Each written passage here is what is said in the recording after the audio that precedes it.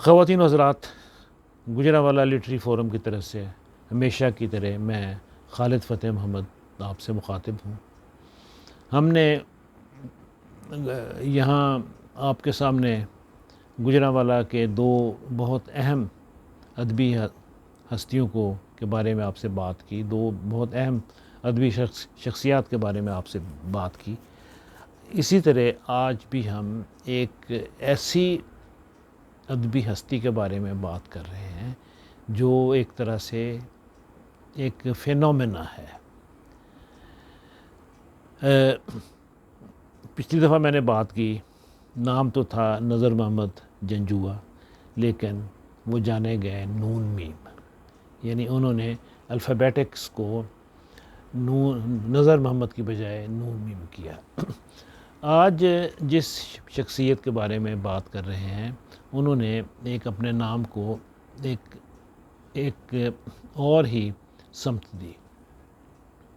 ان کا نام محمد ثناءاللہ ڈار ہے اور وہ گجرانوالہ کے ایک نواحی قصبے ایمن آباد کے رہنے والے تھے۔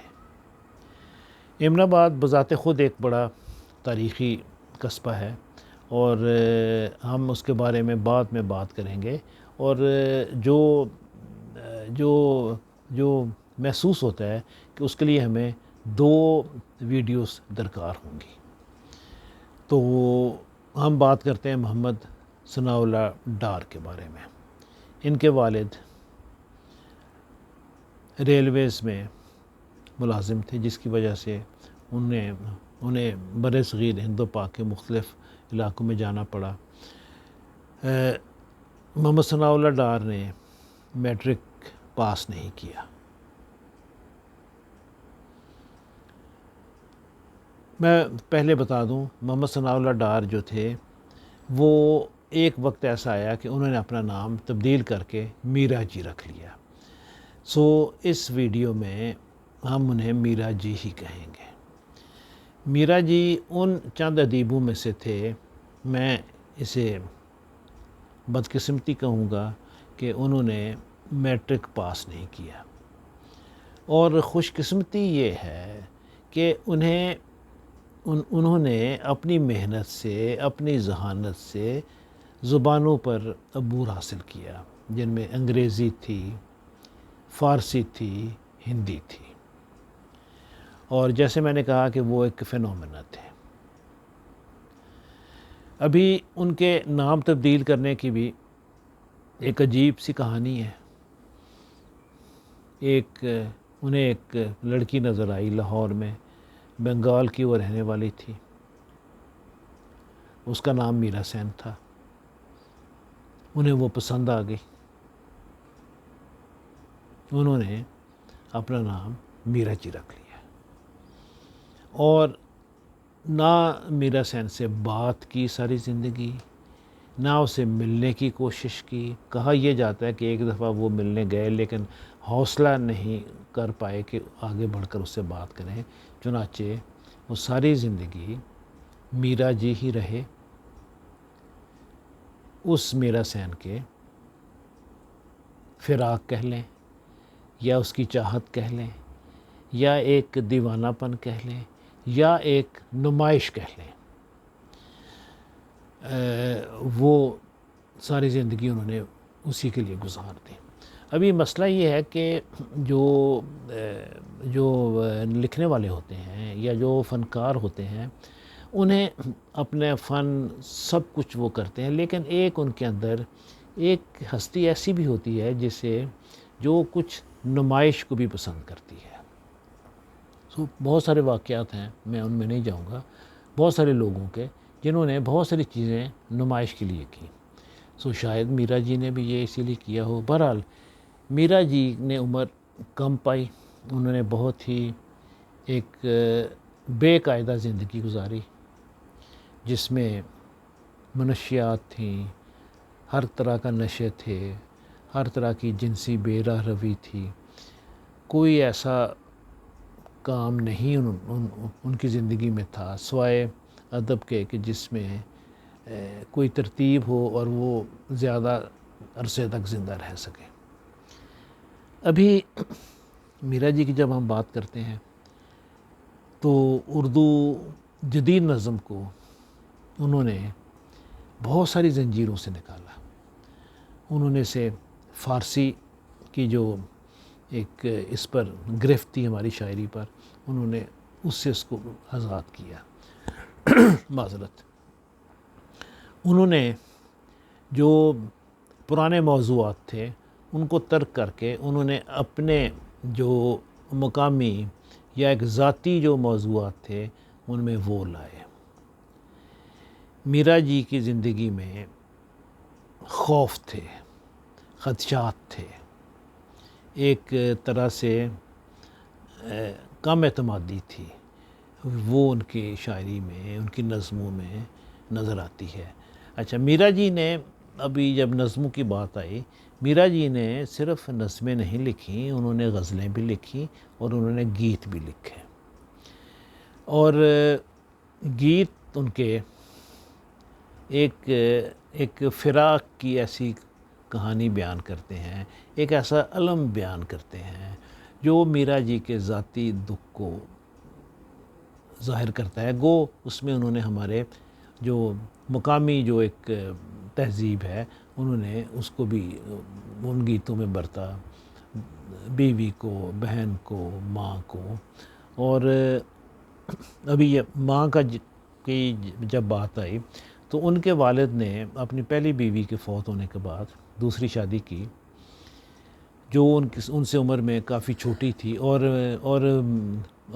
میرا جی ان کے اس سے دوسری شادی کے بیٹے تھے، اور عمر کے فرق کی وجہ سے میاں بیوی کے تعلقات اتنے اچھے نہیں تھے، اور میرا جی اس بات سے یا زندگی کے اس پہلو سے بہت ہی دکھی تھے. چنانچہ ان کی ایک بہت ہی مشہور نظم، میں اس نظم کو پڑھتے ہوئے خائف ہو جاتا ہوں اور میں اس کو نہیں پڑھ سکتا. وہ نظم ہے سمندر کا بلاوا، جہاں پر بیٹا مر رہا ہے اور ماں اسے یاد کر رہی ہے. اچھا، میرا جی کے ہاں ایک ذاتی اتنا دکھ اور اتنی اس دکھ کا اتنا گہرا اثر تھا ان کی شاعری پر. پھر ان کی شاعری میں آپ کو تنہائی ملتی ہے، گہری تنہائی. انہوں نے دراصل اردو شاعری کو خارجیت سے نکال کر وہ اس کو انسان کی ذات کے اندر لائے اور پھر اس کو باہر کے ساتھ ملایا.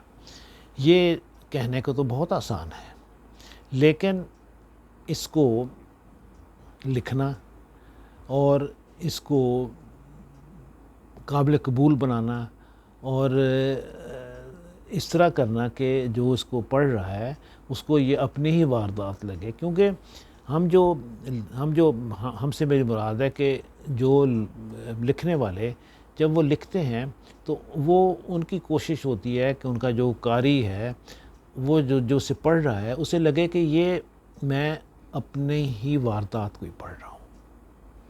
اور میرا جی نے یہی کیا.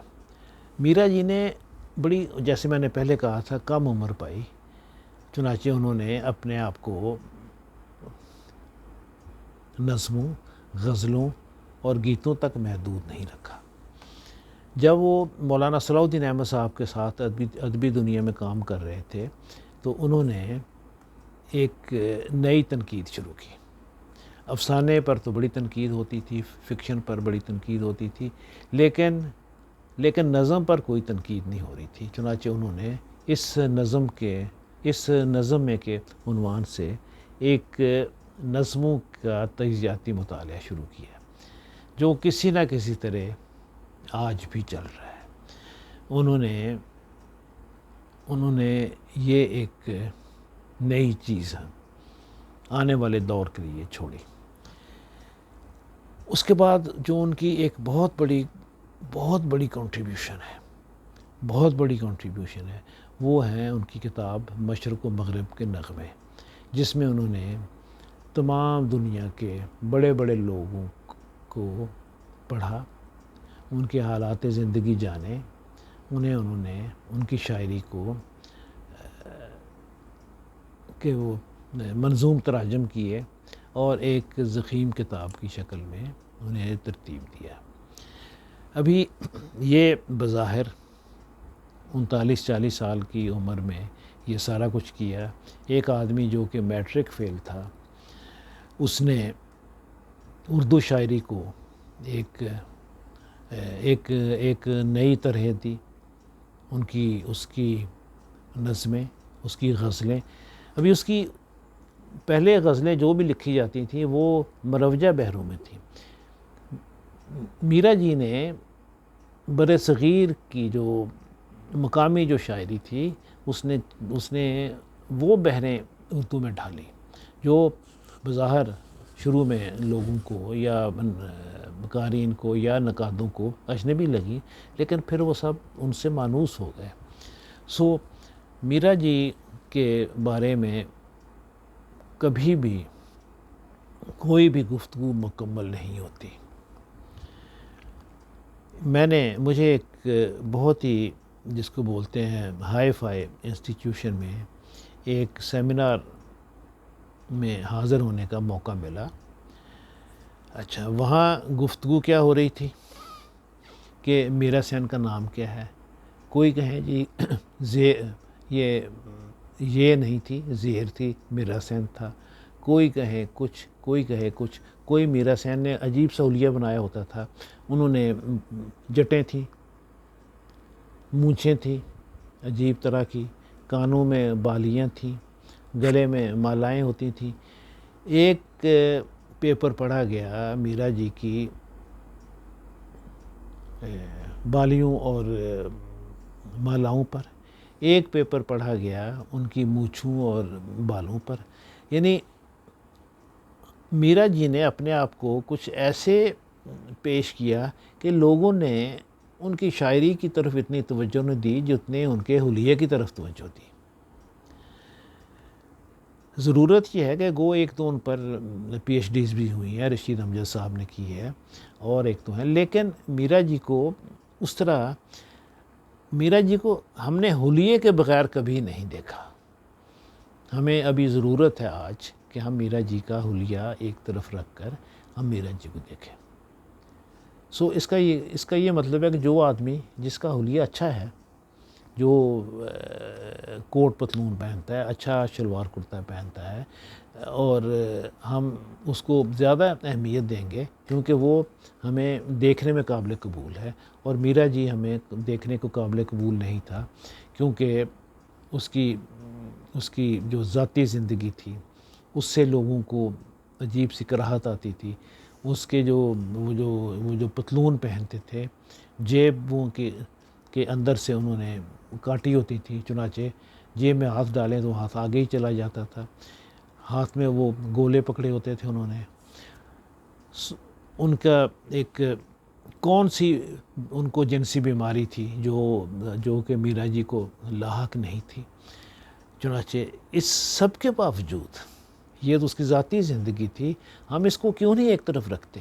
میں بھی ابھی جو بات کر رہا ہوں میں بھی اس کی ذاتی زندگی پر ہی آ گیا ہوں، اس کی میں جنسی بے راہ روی پر آ گیا ہوں، اس کے ہر قسم کے نشہ کرنے پر آ گیا ہوں۔ اس پر کسی نے وہ فرانسیسی صاحب ہیں جو کہ اردو میں ناول لکھتے ہیں، انہوں نے ان پر ایک ناول بھی لکھا ہوا ہے۔